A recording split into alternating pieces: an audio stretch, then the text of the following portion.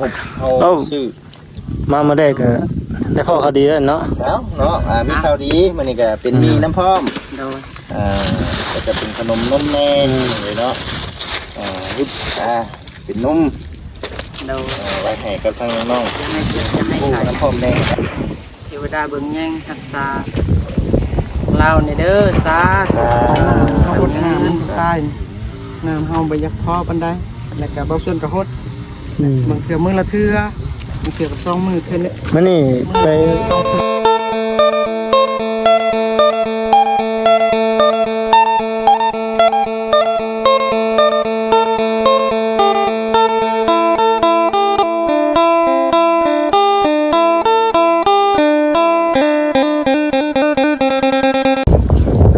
โดยสบายดีเด้อพี่น้องซีกันมาสุขุสุขคนพี่น้องมาสู่ในประเทศไทยพี่น้องเป็นอย่างนี้ทางมาสู่ช่องของบ่าวน่าคือสตูดิโอคือเก่าเนาะพี่น้องเนาะคือเขาคือเดิมพี่น้องเลยมานำบ่าวจิตบ่าวคำเพิ่นคือเก่าเนาะนี่ก็ได้ขึ้นมาทางเมืองชนนะพี่น้องเด้อมาทางบ่าวชนได้เห็นน้ำคลิปอยู่พี่น้องเลยแต่บ่เคยเห็นจุดจริงเพิ่นเขาไปหาทางเพิ่นกันไปนำกันกับบ่าวจิตเพิ่นนี่แหละสบายดีเด้อบ่คำเด้อสบายดีสบายดีสบายดีสบายดีโดยมานั่งกลางได้ก็ได้โอเคฮอนแดดบ่ฮะบ่ฮ้อนเนาะบ่คันนั่นก็ตั้งกล้องไว้ฮ้อนอยู่ไหนฮ้อนอยู่ไหนเนาะเจ้าสิว่าประชังเบิ่งมันบนตั้งก่อนพี่น้องเป็นหนึ่งเด้อบนตั้งก่อนก็ได้มาเจ๋งบ่นี่ก็ได้นี่เจ๋งบ่ได้เอามาโอ้ติดโอเคบ่เห็นข่อยอยู่บ่ปึ๊บได้บ่ทำนี่ได้บ่ได้เนาะได้ไอ้เพิ่นนั่นคำว่ามันก็ขึ้นอีกก็ได้ได้เลยเนาะแม่นอย่ามาหามุมกักแน่ได้เนาะโดยเป็นข้าวเด้อเป็นข้าวสารข้าวเหนียวเด้อโดยพอได้หนึ่งจะลดต้นทุนกันงบเอาชื่อมาเมื่อได้ก็ได้พ่อเขาดีแล้วเนาะแล้วเนาะมีข้าวดีมันนี่ก็เป็นมีน้ำพร้อมโดยก็จะเป็นขนมนมแน่เลยเนาะยุบเป็นนมโดยไว้ให้กับทางน้องสีผู้น้ำพร้อมแน่ได้เด้อต้มขนมเด้อให้ลูกให้เต้าเนาะกับข้าวนี่แหละพอ1 กินอันนี้ก็ซ้ำทั้งรับผู้ใหญ่เพิ่นบอกว่าโอ้พอเกตไทยกับทางในสวนก้อนมาสันทนาอันนี้ขอบคุณหลายๆบ่าวจิตให้กับบ่าวเพิ่นได้บ่าวขอบคุณมาครั้งแรกเนาะครั้งแรกขอบคุณหลายๆผู้รักผู้ใหญ่เพิ่นผู้รักผู้ใหญ่เพิ่นแม่ด้าอยู่ดีมีแห้งเด้อให้อายุมั่นขวัญยืนให้อย่าให้เจ็บอย่าให้ไข้เทวดาเบิ่งแย่งรักษาเราเนี่ยเด้อสาธุขวัญยืนสาธุอายุมั่นขวัญยืนเด้อเนาะก็ขึ้นอยู่นะเพิ่นก็ได้ว่าว่าซั่นเดี๋ยวเบิ่งก่อนเด้อว่าซั่นทางบ่จิตเองก็ได้รับเงินนำเพิ่นแล้วก็บ่จักความว่าสิเอาไปช่วยเป็นได้แน่บัดนี้ก็ทางพ่อแม่เพิ่นก็พูดมาว่าเอ้าฉันก็เอาเงินของทางแม่นี่เอาไปช่วยเหลือต้นกับทางไอ้ส่วนแน่ว่าซั่นนะพอลูกค้าพอให้เราบ่ได้จกเงินลูกค้าขายโดยสาธุแล้วสาธุแล้วเติมนึงได้นี่หลายเติมอยู่ได้เติมคือว่าบ่าวสวดกินก็สิได้ครึ่งเดือนเกือบครึ่งเดือนเนาะ10ปลายมื้อเนาะ4 มื้อประมาณนั้นครับโดยยังเบิดก็ประมาณ10 มื้อนี่ก็นั่นแหละพี่น้องเนาะโยนไปเนาะโดยโยนไปก็ได้ประหยัดเงินซื้อแล้ว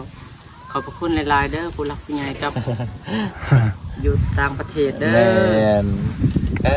เนาะหักมื้อนี้เลาะแถวบ้านบ่มื้อนี้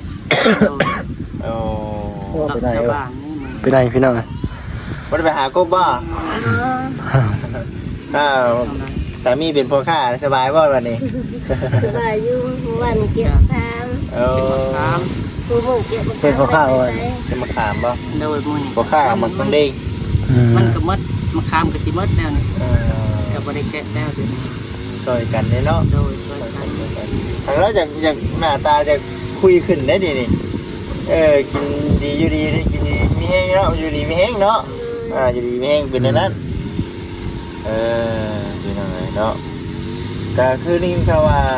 สิโกะบอกออกมา โดยสิเกาะเฮือนออกมา เอาสังกะสีได้แล้ว สังกะสีก็ยังบ่ทันได้แต่ไม้อันนั้น ไม่ยังไงนะ ไม้เส้นนะ12แล้วก็ไม้48ก็บ่ส่วนซื้อก็บ่ได้สิพ่อและวันเกาะ ไม่ข่าวตกสังกะสีนี้ได้แล้ว โดยบ่ส่วนสั่งแล้วแต่บ่มีไม้แนวแอมหันบ่ส่วนก็คอยหาไปนี่ ไม่ก็ไม่ สิได้แอมอยู่ข้างหน้า ส่วนใส่บล็อกลูกแนวก็ โอ้ ยัง แอมนะโอ้กะจังว่าถ้าหากว่าเป็นนั่นก็เขาเอาตูหลังคาให้มันแล้วก่อนเนาะ โดยบางส่วนสิเอาหลังคาให้มันแล้ว โอ้ ก่อนสังกะสีนี่บางส่วนก็ยังบ่ทันได้ เฮ็ดได้น่ะสิจ้างช่างหรือว่าเฮ็ดเอง เด้ บางส่วนก็สิเฮ็ดเองนั่นแหละอย่างสร้างก็บ่มีเงินเนาะบ่เนาะ แม่น เฮ็ดเป็นอยู่เนาะ เฮ็ดก็บ่อยากเป็นปานใดเนาะ เสียศูนย์เลยเนาะแต่มันบ่เข้าแบบบ่แฮงเด้เงินงาม เฮ็ดก็บ่เป็นปานใดแหละ เออ บ่มีเงินค้ำแต่ก็สิจะเป็นเฮ็ดเอง แม่น ยันว่าเสียวเนาะก็ในใจจริงน่ะอยากจ้างอยู่คันมีเงินเนาะ โดย แต่ว่ายันเห็นบุญเป็นก็ที่ได้ก็แย่มัน ขี้ลายก็อยากให้มันงามแน่ก็ยานขี้ลายแน่แล้วก็อยากได้มันงามแน่ โอ้เห็นได้เนาะมันจำเป็นเนาะมันจำเป็นเอาโบนั่นในพี่น้องเลยเนาะเอาโบมีเงินจ้างได้สัตว์ทางในเรื่องไม่ตกของเราแล้วน่ะมีแล้วเนาะแต่ว่าสังกะสีผมมีสังกะสีถ้าจะเอาสังกะสียังก็เห็น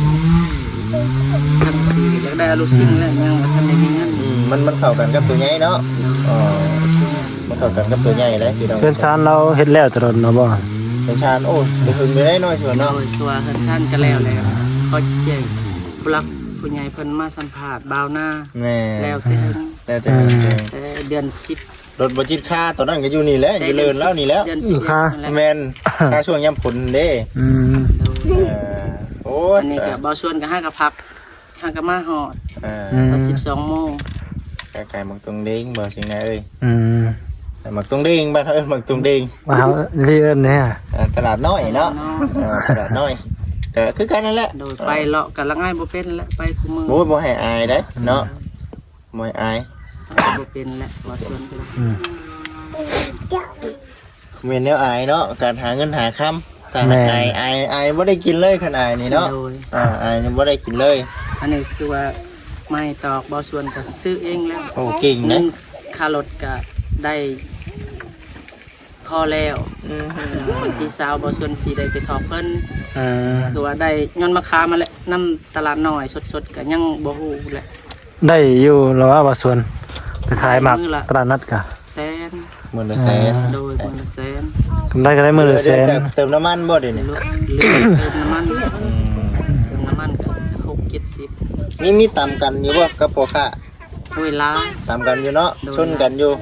ลา โอ้ ตำกันมันรถตำกันได้พี่น้อง เอาแบบว่ามาเจอกันเนาะ เจอกันมาเจอพ่อกันเนาะ คนก็หลายผู้ดาวรถดาวลาวผู้ซื้อสดก็มีหลายคนนั่นแหละ เก็บไปนี่แหละมันแม่นของเฮาจังแม่นของเฮาเนาะ โดย เฮาฮัมสบายดี สบายดี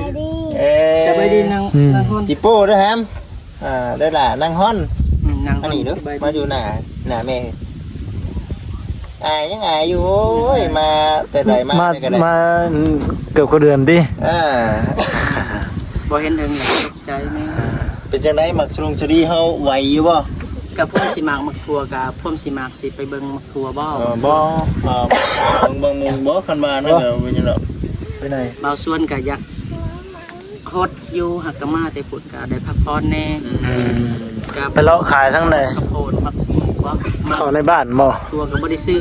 จะทาง กินในนี้แหละ จักมาทางไหนบ้านเราเนาะ บ้านอยู่กำลังเก่าอยู่กำลังวัดอยู่พุ่นอยู่บ้านเก่าพุ่น วันเก่าเนาะ โดยอยากให้เพิ่นเบิ่งแย่งบ่าวสวนในเด้อผู้หลักผู้ใหญ่บ่าวหน้าบ่าวจิตบ่าวสวนก็ยังบ่มีไม้มีมือแหละแต่กี้ก็แห้งทุกข์แต่กี้ก็ได้ย้อนผู้หลักผู้ใหญ่ ให้โหด ซอย เป็นได้สิกี่ไผมาพ่อขอโทษขออภัยนะ จิตกับ บ่าวจิตบ่าวแสน บ่าวจิต บ่าวพาเพิ่น บ่าวแสนและเพิ่นมากลางคืนมาซอยบ่าวสวน ไปนอนอยู่ทึงพุ่นแหละเพื่อน2ชั้นแต่ว่าน้อยๆนะสังกะสีนั่นก็จักมันสิตกใส่หัวเมื่อใดสังกะสีน้อยๆนะ อันนี้ก็ได้ย้อนเพิ่นได้ เฮาก็นอนวุ้มง่างอยู่เล็กน้อยที่ดินสภาพพี่น้อง แม่น ทุกอย่างตะกี้จนหลาย เพราะว่าปัจจุบันนี่ก็ถือว่าดีขึ้นเนาะ โดยหน้าก็เฮ็ดบ่หลายอะคือว่าและเมียก็ไปจากกันว่าหั่นหั่นปีสิมานี่ก็สิให้กุมกินบ่ส่วนก็สิได้เฮ็ดหน้าและหลักๆก็อาชีพเฮ็ดหน้าและ ต้องให้มันกุ้มได้เนาะเฮ็ดให้เห็นหน้าน้ำพร้อม โดย กุมลูกกุมเต้าเบิดสีเบิดหาคนอยู่บ่ธรรมดาลูกแต่ละลูก5คนปุ๊ก7เนาะแสดงว่า7คนบาดนี้เนาะ 7คนทั้งครอบครัว แม่ และ น น้อง ครอบ พ่อ ครัว น้องแม่ 7คนได้พี่น้องเด้อบาดว่ากันบ่หาก็บ่ได้เด้บ่มันหลายคนเนาะใส่ให้ส่วนผู้เป็นหัวหน้าครอบครัวและคำแดงมาผู้เป็นเมียเฮ็ดกินทาเนาะแม่นบ่ แล้วเจ้าไปเอาเครื่องเจ้าไปเอาใส่ตลาด อยู่ บ่ ตลาดเก่งกอก โอ้ทางเขาผู้ทางมาบ่ โอ้ไกลเถิน โอ้ เนาะ ไกลเติบเลย เลาะมาบ่บัดขาย เมืองจำพรตลอดมาแต่ฝุ่นเมืองเธอก็มาแจ้งอยู่พี่เมืองเธอก็แจ้งอยู่ฝุ่นไฟมืดซุมื้อ มืดเสมอเนาะ โดยมืดซุมื้อ ตลาดน้อยนี่ไปเลิกตั้งแต่จักโมง ตีสาม โอ้ จะเฮ็ดได้บ่ว่าได้ ครึ่ง ไปตีสามพุ่นเนาะ ตีสาม ไปตั้งแต่ตี 3พุ่นพี่น้องเอ้ยเพื่อไปย่านหมู่คู่เนาะผู้เพิ่นเอาแบบอาชีพเดียวกันนะพี่น้องเอ้ยเนาะตัวใดมันคักก็จะเอาไปเฮาอยากได้ก็บ่มีแล้วบัดนี้ โดย อยากได้ก็บ่มีแต่ไปแต่เช้าเนาะ โดยไปแต่เช้า แต่เช้าเพื่อเลาะมาคือเบาชวนกับขอโทษขอไฟเบาจิตเบาตาเบาหน้าแล้วก็เบาชวนกับเงินมุนกับยังบ่ทันเหมือนกับมุนเงินมุนพอกับเบาชวนกับสิบ่ญาติซื้อข้าวซื้อน้ำบางเทื่อก็เบาชวนหามาได้ก็มีเพิ่นซอยแบบมุนไป ก็ช่วยไปนำแบบนี้แหละเนาะ โดยเพิ่นซอยนี่ก็ขอบคุณหลายๆผู้หลักผู้ใหญ่เด้อแม่เด้อแม่เด้อผู้หลักผู้ใหญ่เพิ่นเด้อแม่เด้อ สิ่งใดผิดก็ขอโทษขออภัยบ่ส่วนกันนั้น ครับเพิ่นนี่แหละพี่น้องเนาะเพิ่นก็ คือว่าผู้หลักผู้ใหญ่ซอยบ่ส่วนแล้ว ก็ถือว่าเบาขึ้นหน่อยนึงเนาะซื้อข้าวมาพี่น้อง โอ้ถือว่าได้ ได้หลาย กุม มื้อ กุมหลายมื้อเติบได้ เมื่อเติบน้องๆเพิ่นก็ถือว่าสิบ่สิปานใดเนาะถ้าพ่อแม่หาเงินหาครับได้ก็โอ้สิเขาสินำมากินก็ถือว่าสิบ่ต้องเพิ่งใจปานใดเนาะสิบ่เขานำปานใด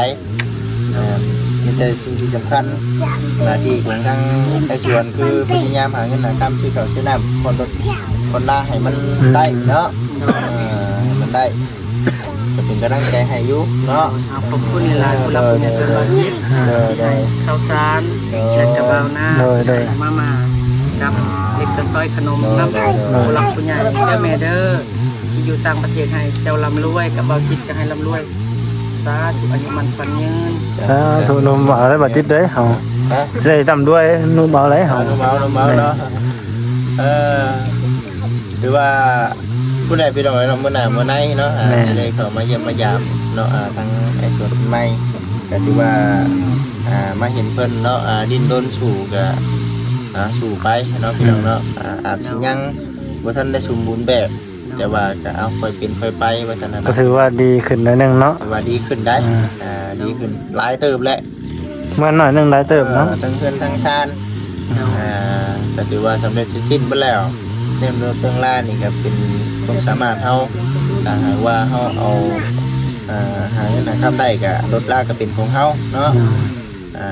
ถ้าหากว่าจังไดก็เพิ่น พยายามมาแหละให้มันได้แหละ บางส่วนสิพยายามให้มันได้ พยายามให้มันได้แหละ พยายามให้มันได้บางส่วนพยายามหาบางส่วนน่ะสิพยายามแบบ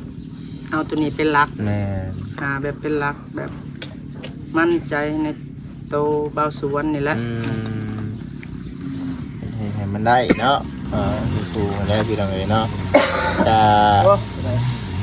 อันนี้ก็อยู่ในสวนเพิ่นนี่ก็คือว่าไหนพี่น้องเลยเนาะแต่ว่าในเรื่องพื้นไฟนี่เป็นยังไงเป็นหญ้านี่บ่ได้มีบ่มีไฟฟ้าอยู่บ่ กันเบาสวนนี้ บ่เห็นหญ้าบ่ กันเอื้อย บ่แล้วมีไฟฟ้าอยู่บ่ โดย แต่เฮือนเราเนี่ยยังบ่ได้มีบ่ โดยยังบ่มี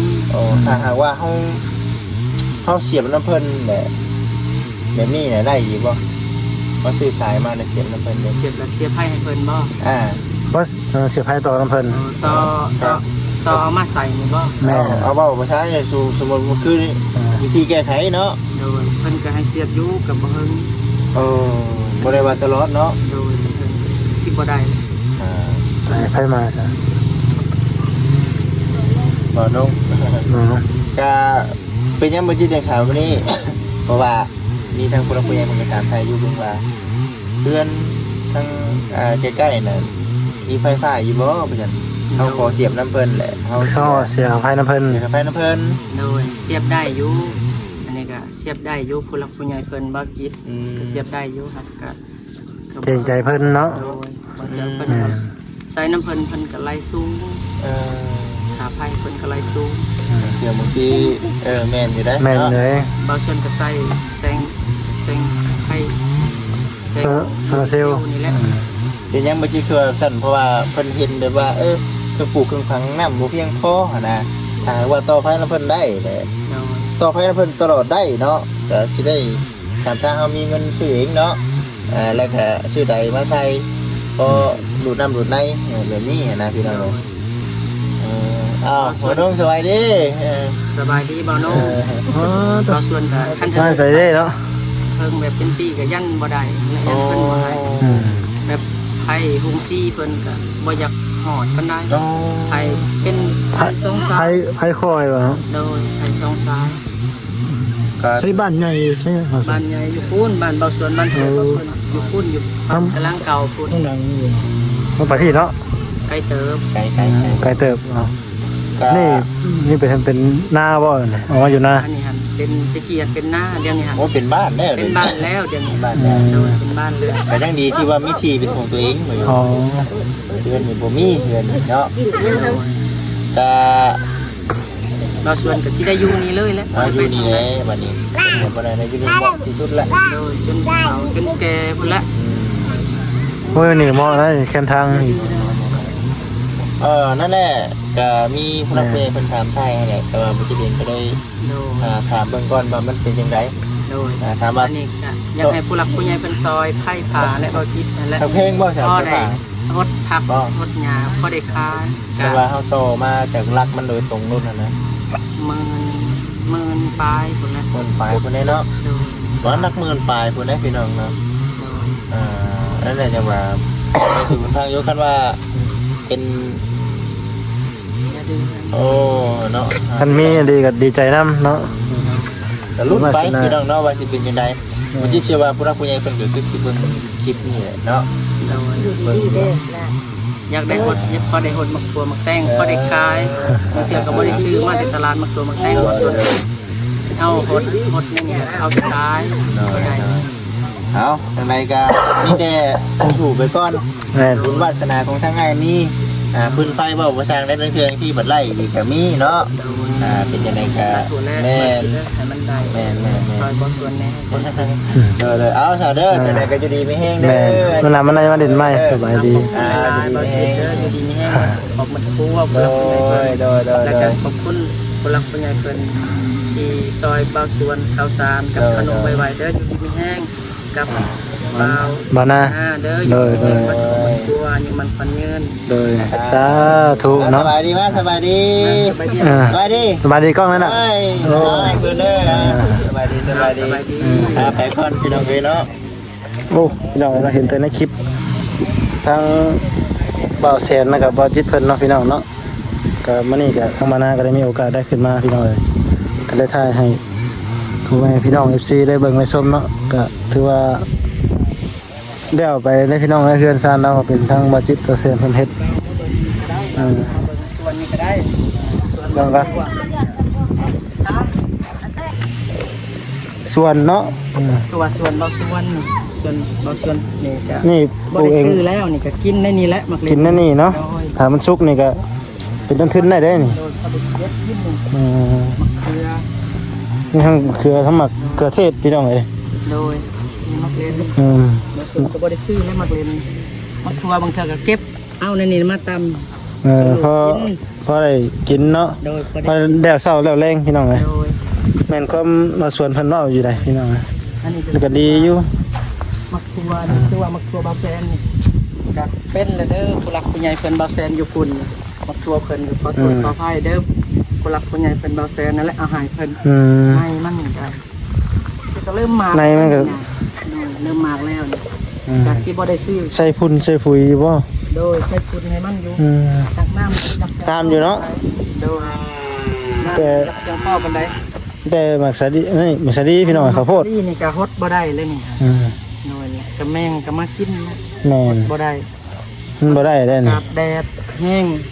น้ำมันก็เฮาฮดบ่อยากพร้อมดัง โด บ่ ย อยากงามเนาะ โดยมันบ่อย่างงามปานใด แบบนี้แหละพี่น้องเนาะสาเหตุที่ต้องใส่ไฟฟ้าหน่อยนะ มากสลัดนี่ก็เริ่มมาแล้ว ก็ถือว่าปลูกหลายอย่างอยู่เนาะ โดย มีทั้งมันแก้ว อันนี้ก็เริ่มมากแล้วก็มันเดียวน้ำมันบ่อยากพอปานใด อืม มันก็คลองผู้หลักผู้ใหญ่เบาเล่าซอยบ่แม่น เพิ่น ซอย เพิ่นซื้อในมาให้ เพิ่นซื้อในมาให้แล้วขอโทษขออภัยเด้อผู้หลักผู้ใหญ่เพิ่นซื้อในมาให้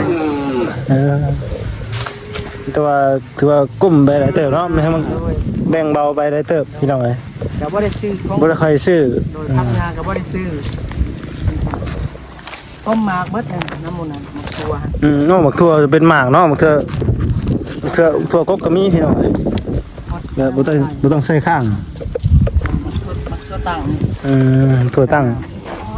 ใส่น้ำก็ฮดน้ำแล้วก็มันมาใหม่อีกนี่ ฮดแล้วก็มาใหม่อีกเพียนี่แปลว่าน้ำเฮาฮดน้ำมันจังตายนี่น้ำเฮาบ่อยากพอปานใดแล้วก็บ่ส่วนก็ฮดบางเทื่อมื้อละเทื่อบางเทื่อก็2มื้อเทื่อนึง มื้อนี้ไปหาตลาดน้อยนี่ถือว่าพักผ่อนบ่มานี่ อันนี้ก็บ่ส่วนมาแต่ตลาดน้อยบ่ส่วนก็พักผ่อน พักผ่อนกันมื้ออื่นบ่บัดนี้ไป มื้ออื่นบ่ส่วนสิบ่ได้ไปวันศีลแปด โอ้มื้ออื่นบ่ได้ไปเนาะเป็นวันศีลบ่ได้ไปพี่น้อง บ่ส่วนก็พัก เดี๋ยวว่าอยู่ดีมีแห้งเนาะสู้ต่อไปนี่ก็บังโม มักโม่ น้ำบ่ได้เด้นี่เอาไปนึ่งได้ อันใดนี่ ถ้าหามันสุกนี่บ่ได้ดอก เก็บกินหวานซื่นนี่ละหน่วยหนึงแต่บ่ได้ซื้อ ต้องเก็บไปนึ่งไปต้มแจ่วพี่น้องเป็นกับเขาวได้อยู่เดี๋ยวว่าอยู่ดีมีแห้งเนาะมื้อหนาวพุ่นแหละมื้อหนาวมื้อไหนสิมาเด่นน้ำมาเยี่ยมมายามใหม่ว่าสุดเลย อันนี้คือเบี้ยมักพริกอันนี้ค่ะ อืม เบี้ยมักพริกนี่บ่ส่วนก็ยังบ่ทันได้ปลูกดอกนะกำลังเกิด กำลังเกิดเนาะเป็นเบี้ยพริก ก็สิบ่ได้ซื้อและบัดแล้ว อ่า พริกน้ำแหน่มันเพียงพอน้ำ น้ำบ่เพียงพอน้ำแดดร้อนแห้งนะพี่น้องไอ้ช่วงนี้ พอได้กินเดี๋ยวนี้ ประหยัดไปหน่อยนึงเนาะอันนี้แต่ว่าจะจบคลิปก่อนบัดนี้สิได้จบคลิปก่อนเด้อพี่น้องเด้อบัดนี้เนาะก็ถ้าคำว่าสบายดีพี่น้อง